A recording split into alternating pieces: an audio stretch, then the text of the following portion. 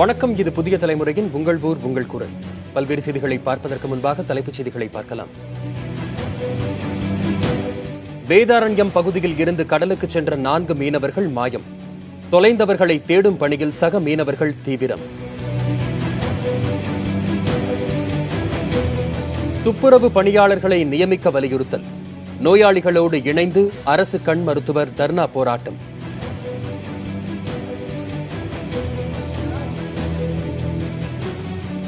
மேற்கு தொடர்ச்சி மலைப்பகுதியில் தொடர் மழை எதிரொலி. தற்காலிகமாக பூர்த்தியாகும் வனவிலங்குகளின் தண்ணீர் தேவை.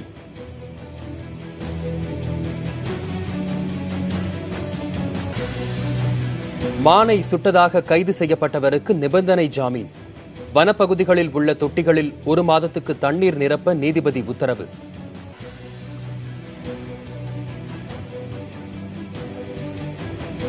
டாஸ்மாக் கடைகளுக்கு வலுக்கும் எதிர்ப்பு. குடியிருப்பு பகுதிகளில் மதுக்கடைகள் அமைக்க எதிர்ப்பு தெரிவித்து பொதுமக்கள் போராட்டம்.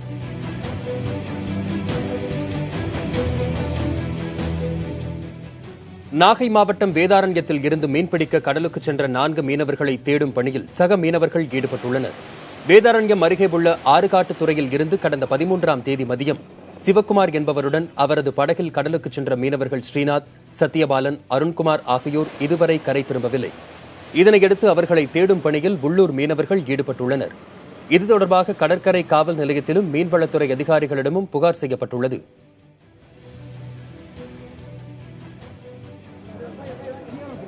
நெல்லை மாவட்டத்தில் இதுவரை 14 பேருக்கு பன்றிக் காய்ச்சலால் இருப்பது கண்டறியப்பட்டுள்ளது. இந்த தகவலை மாவட்ட ஆட்சியர் கருணாகரன் தெரிவித்துள்ளார். நெல்லை மாவட்டத்தில் பரவி வரும் பன்றிக் காய்ச்சல் நோயை தடுக்க பொதுமக்களிடம் விழிப்புணர்வு ஏற்படுத்தும் வகையில் மாவட்ட ஆட்சியர் கருணாகரன் தலைமையில் சுகாதாரத்துறை அதிகாரிகள் மற்றும் ஊழியர்கள் நெல்லை பழைய பேருந்து நிலையத்தில் துண்டு பிரச்சாரங்களை விநியோகம் செய்தனர். அப்போது பேசிய அவர், நெல்லை அரசு மருத்துவக் கல்லூரி மருத்துவமனையில் இன்று 2 குழந்தைகள் உட்பட 5 பேர் பன்றிக் காய்ச்சலுக்கு சிகிச்சை பெற்று வருவதாக தெரிவித்தார். மேலும் இந்நோய் கண்டறியப்பட்டால் உடனடியாக மருத்துவமனையை அணுகி உரிய சிகிச்சை மேற்கொள்ள வேண்டும் என மாவட்ட ஆட்சியர் கருணாகரன் பொதுமக்களுக்கு அறிவுறுத்தியுள்ளார்.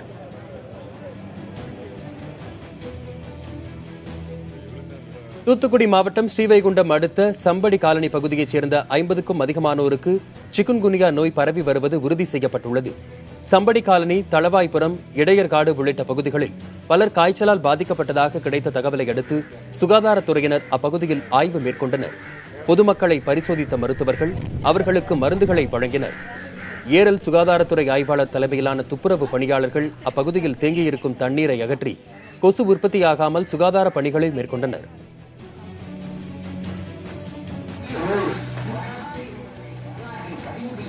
ஹைட்ரோ கார்பன் திட்டத்திற்கு எதிர்ப்பு தெரிவித்து புதுக்கோட்டை மாவட்டம் வடகாட்டில் 12வது நாளாகவும் நல்லாண்டார் கொல்லையில் 29வது நாளாகவும் போராட்டம் தொடர்கிறது.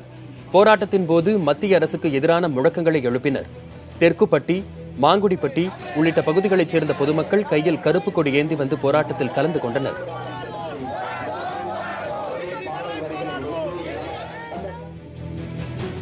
மான் வேட்டையில் ஈடுபட்டதாக குற்றம் சாட்டப்பட்டவர் 1 மாதத்துக்கு வன விலங்குகளுக்காக தண்ணீர் தொட்டியில் நீர் நிரப்ப வேண்டும் என மேட்டுப்பாளையம் நீதிமன்றம் நிபந்தனை ஜாமீன் வழங்கியிருக்கிறது. சிறுமுகை வனப்பகுதியில் மான் வேட்டையில் ஈடுபட்டதாக கைது செய்யப்பட்ட செல்வராஜ் என்பவரது ஜாமீன் மனுவில் மேட்டுப்பாளையம் நீதிபதி சுரேஷ்குமார் இந்த நிபந்தனை ஜாமீனை வழங்கியிருக்கிறார்.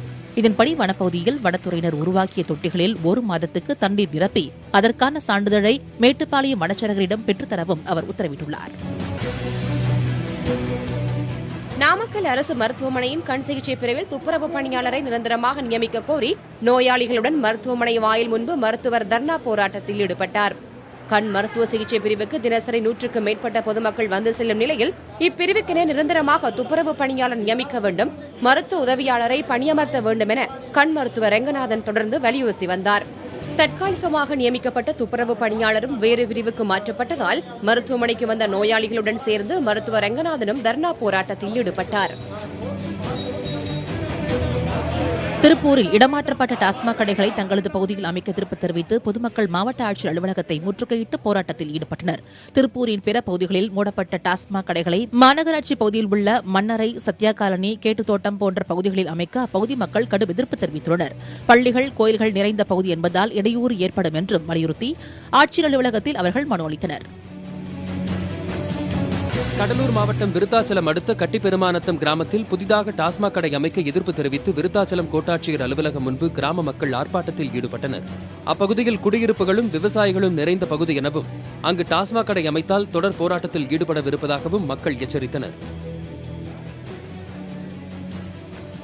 கோவை மாவட்டத்தில் மேற்கு தொடர்ச்சி மலைப்பகுதியில் பெய்து வரும் கோடை மழையால் வனவிலங்குகளுக்கு தண்ணீர் கிடைத்து வருகிறது. வனப்பகுதியில் உள்ள குட்டைகள் மற்றும் சிறு பள்ளங்களில் தண்ணீர் தேங்கியிருக்கிறது.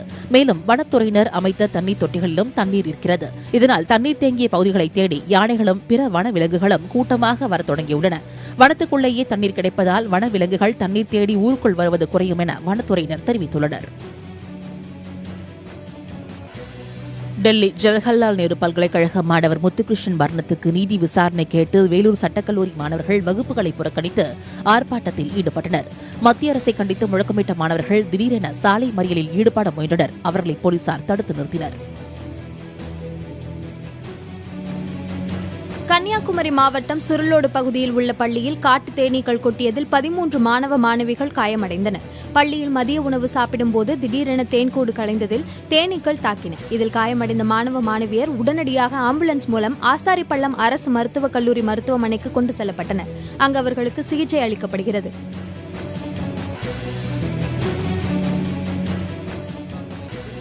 கணக்கெடுப்பதற்கான ஆலோசனைக் கூட்டம் நடைபெற்றது. ஸ்ரீவில்லிபுத்தூர், செண்பகத்தோப்பு, அத்திக்கோயில், அய்யனார் கோயில் பகுதி, சதுரகிரி உள்ளிட்ட வனப்பகுதிகளில் வரும் 18ஆம் தேதி வரை வனவிலங்கு கணக்கெடுப்பு நடைபெறுகிறது. அதில் பங்கேற்கும் கல்லூரி மாணவர்கள், தன்னார்வலர்களுக்கு வனவிலங்குகளை அடையாளம் காண்பது தொடர்பாக பயிற்சி அளிக்கப்பட்டது. சேலம் பெரியார் பல்கலைக்கழக நாட்டு நலப்பணி திட்டம் சார்பில் பிளாஸ்டிக் பயன்பாட்டை தவிர்ப்பது தொடர்பான ஒருநாள் கருத்தரங்கு நடைபெற்றது. கருத்தரங்கை பல்கலைக்கழக துணைவேந்தர் சுவாமிநாதன் தொடங்கி வைத்தார். அப்போது அவர் பேசும்போது சுற்றுச்சூழல் மாசுபாட்டை தவிர்க்க மாணவர்கள் சுய கட்டுப்பாட்டுடன் பிளாஸ்டிக் பயன்பாட்டை தவிர்க்க வேண்டும் என கேட்டுக் கொண்டார். மேலும் பிளாஸ்டிக் பயன்பாட்டால் ஏற்படும் உடல்நலக் கோளாறுகள் குறித்தும் விளக்கினார்.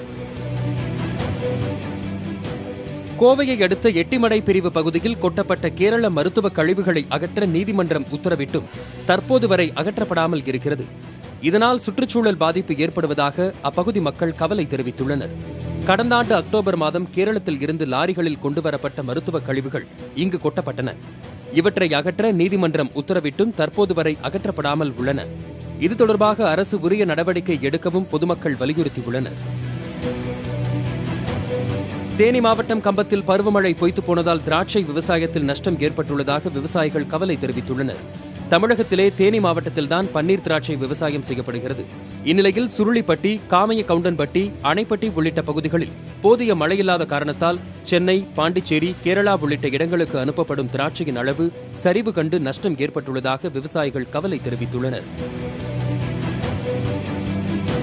அவிநாசி அத்திக்கடவு நிலத்தடி நீர் செறிவூட்டும் திட்டத்துக்கு தமிழக சட்டமன்றத்தில் 250 கோடி ரூபாய் ஒதுக்கியதற்கு அத்திக்கடவு போராட்டக் குழுவினர் நன்றி தெரிவித்துள்ளனர். அவிநாசியில் பட்டாசுகளை வெடித்தும் இனிப்புகளை வழங்கியும் தமிழக அரசிற்கு நன்றி தெரிவித்தனர்.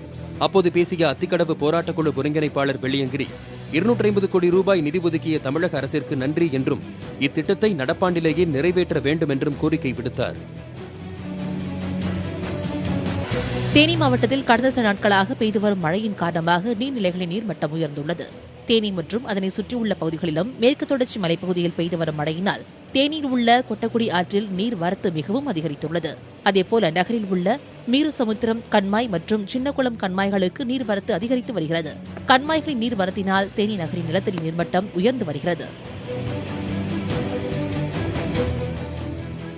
ஆவடியில் பள்ளிகளுக்கு அருகே டாஸ்மாக் கடைகள் அமைக்க எதிர்ப்பு தெரிவித்து திருவள்ளூர் மாவட்ட ஆட்சியரிடம் பொதுமக்கள் மனு அளித்தனர். காமராஜர் நகர், பெரியார் நகர் பகுதியில் பள்ளிக்கு அருகில் புதியதாக அரசு மதுபான கடை அமைவதாகவும் இதனால் பள்ளி மாணவர்களின் எதிர்காலம் கேள்விக்குறியாகும் எனவும் மனுவில் கூறியுள்ளனர். எனவே அப்பகுதியில் அமையவிருக்கும் மதுபான கடையை தடுக்க வேண்டும் எனவும் திருவள்ளூர் ஆட்சியரிடம் வலியுறுத்தினர். சேலம் மாவட்டம் ஓமலூர் அருகேயுள்ள தாராபுரம் கிராமத்தில் தனியார் நிறுவனத்தின் ஏடிஎம் மையத்தை உடைக்க முயற்சித்தவர்களை போலீசார் தேடி வருகின்றனர். பணம் எடுக்க பொதுமக்கள் சென்று பார்த்தபோது அந்த மையத்திலிருந்த ஏடிஎம் இயந்திரம் உடைக்கப்பட்டு கிடந்தது.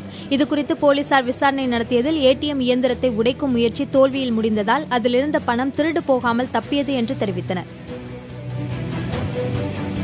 சேலம் மாவட்டம் ஓமலூர் அருகேயுள்ள செம்மாண்டப்பட்டி ஏரியில் சீமை கருவேல மரங்கள் அகற்றும் பணிகளை மாவட்ட குற்றவியல் நீதித்துறை நடுவர் மீனா சந்திரா, விரைவு நீதிமன்ற நீதிபதி கோகுலமுருகன் ஆகியோர் ஆய்வு செய்தனர். ஓமலூர் மற்றும் கடையாம்பட்டி வட்டாரத்தில் உள்ள சீமை கருவேல மரங்களை முழுவதுமாக அகற்ற போதுமான நடவடிக்கைகளை எடுக்குமாறு அதிகாரிகளுக்கு அறிவுறுத்தினர். மேலும் சீமை கருவேல மரங்கள் அகற்றப்பட்ட இடங்களில் மாற்று மரங்களை நடலாம் என்றும் ஆலோசனை தெரிவித்தனர். நெல்லை மாவட்டம் ஆழ்வார்குறிச்சியில் நிவாரணத் தொகை வழங்காததை கண்டித்து சாலை மறியலில் ஈடுபட்ட விவசாயிகள் சுமார் 200க்கும் மேற்பட்டோர் கைது செய்யப்பட்டனர். ஆழ்வார்குறிச்சி, சிவசைலம், ஆம்பூர் உள்ளிட்ட பகுதிகளில் பயிர் செய்துள்ள விவசாயிகள் தங்களுக்கு உடனடியாக நிவாரணத் தொகை வழங்க வலியுறுத்தி வந்தனர். ஆனால் நிவாரணம் வழங்க தாமதமானதை அடுத்து விரைவாக நிவாரணம் வழங்க வலியுறுத்தி ஆழ்வார்குறிச்சியில் விவசாயிகள் மறியலில் ஈடுபட்டனர். அப்போது போலீசாருக்கும் விவசாயிகளுக்கும் இடையே தள்ளுமுள்ளு ஏற்பட்டதைத் தொடர்ந்து 200க்கும் அதிகமான விவசாயிகள் கைது செய்யப்பட்டனர். சிவகங்கை மாவட்டம் காரைக்குடியில் தெருநாய்கள் அதிகரிப்பதை கட்டுப்படுத்தும் விதத்தில் நாய்களுக்கு கருத்தடை செய்யும் நடவடிக்கையை நகராட்சி நிர்வாகத்தினர் மேற்கொண்டனர். தெருநாய்கள் தொல்லை அதிகரித்து வருவதாக பொதுமக்களிடமிருந்து தொடர்ந்து புகார்கள் வந்ததையொட்டி காரைக்குடி நகராட்சி நிர்வாகம் இந்த நடவடிக்கை எடுத்து வருகிறது. இதில் 100க்கும் மேற்பட்ட நாய்கள் பிடிக்கப்பட்டு கருத்தடை சிகிச்சை அளிக்கப்பட்டுள்ளது. விழுப்புரம் மாவட்டம் திருக்கோவிலூர் அருகே உள்ள பெண்ணைவளம் ஊராட்சி பூசாரிபாளையம் கிராமத்தில் 8 லட்சம் ரூபாய் செலவில் கட்டி முடிக்கப்பட்ட நியாய விலைக் கடையை திறக்க பொதுமக்கள் கோரிக்கை விடுத்தனர். இங்கு 2015-16 ஆண்டில் கட்டப்பட்ட நியாய விலைக் கடை கடந்த 2 ஆண்டுகளாக திறக்கப்படாமல் இருக்கிறது. இதனால் அப்பகுதி மக்கள் நீண்ட தூரம் சென்று பொருளை வாங்க வேண்டிய நிலையில் உள்ளதாகவும் தெரிவித்தனர். டெல்லி ஜவஹர்லால் நேரு பல்கலைக்கழக மாணவர் முத்துகிருஷ்ணன் உயிரிழப்பு தொடர்பாக சிபிஐ விசாரணை நடத்த வலியுறுத்தி கோவையில் விடுதலை சிறுத்தைகள் கட்சியினர் சார்பில் ஆர்ப்பாட்டம் நடைபெற்றது. கோவை தெற்கு வட்டாட்சியர் அலுவலகம் அருகே நடைபெற்ற ஆர்ப்பாட்டத்தின் போது சேலத்தை சேர்ந்த தலித் மாணவன் முத்துகிருஷ்ணன் மரணம் தொடர்பாக மத்திய மாநில அரசுகள் தீவிர விசாரணை மேற்கொள்ள வேண்டும் என்றும், இதுபோன்ற உயர்கல்வி நிறுவனங்களில் தமிழகத்தை சேர்ந்த மாணவர்கள் உயிரிழப்பது அதிகரித்து வருவது தொடர்பாக தமிழக அரசு தனி கவனம் செலுத்த வேண்டும் என்றும் வலியுறுத்தப்பட்டது. பெரம்பலூர் மாவட்டம் குரும்பலூர் அருகே விவசாய கிணற்றில் இருந்து பெண் சடலம் மீட்கப்பட்டது. குரும்பலூர் அருகே உள்ள புதூரில் முத்துசாமி என்பவரது விவசாய கிணற்றில் இருந்து மீட்கப்பட்ட சடலம் குறித்து காவல்துறையினர் விசாரணை நடத்தினர். அதில் குரும்பலூரைச் சேர்ந்த தங்கவேல் மகள் ஐஸ்வர்யா என்பதும் 4 நாட்களாக அவரை பெற்றோர் தேடி வந்ததும் தெரியவந்தது. இது கொலையா அல்லது தற்கொலையா என காவல்துறையினர் விசாரித்து வருகின்றனர். 7வது ஊதிய குழுவில் உள்ள ஊழியர்களுக்கு எதிரான பரிந்துரைகளை முழுமையாக மாற்றி அமல்படுத்த கோரி புதுச்சேரியில் அஞ்சல் துறை ஊழியர்கள் ஒருநாள் வேலைநிறுத்த போராட்டத்தில் ஈடுபட்டனர்.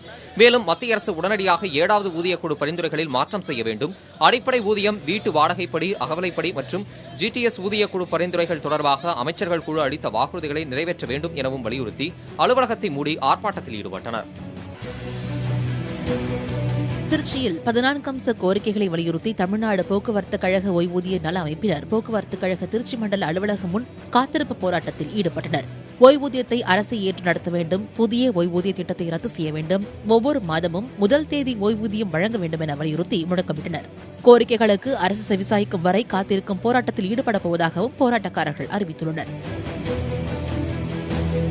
நீலகிரி மாவட்டம் உதகையில் மேல்கொடப்பந்து பகுதியில் இருந்து வரும் கால்வாயை தூர்வார வேண்டுமென பொதுமக்கள் கோரிக்கை விடுத்தனர். சுமார் 4 கிலோமீட்டர் தூரம் ஓடி உதகை படகு இல்ல ஏரியில் இந்த கால்வாய் கலக்கிறது. தற்போது கழிவுநீர் செல்லும் கால்வாயில் மண் மற்றும் குப்பைகள் அதிகரித்து இருப்பதால் மழைநீர் கால்வாயிலிருந்து வெளியே வீடுகளுக்குள் புகுந்து விடுகிறது. இதை தடுக்க கால்வாயை தூர்வாரி சீரமைக்க வேண்டுமென பொதுமக்கள் கோரிக்கை விடுத்துள்ளனர். நாமக்கல் மாவட்டம் ராசிபுரம் அடுத்துள்ள நாமகிரிப்பேட்டை பகுதியில் சரியாக குடிநீர் வழங்காததை கண்டித்து காலி குடங்களுடன் பொதுமக்கள் பேரூராட்சி அலுவலகத்தை முற்றுகையிட்டனர்.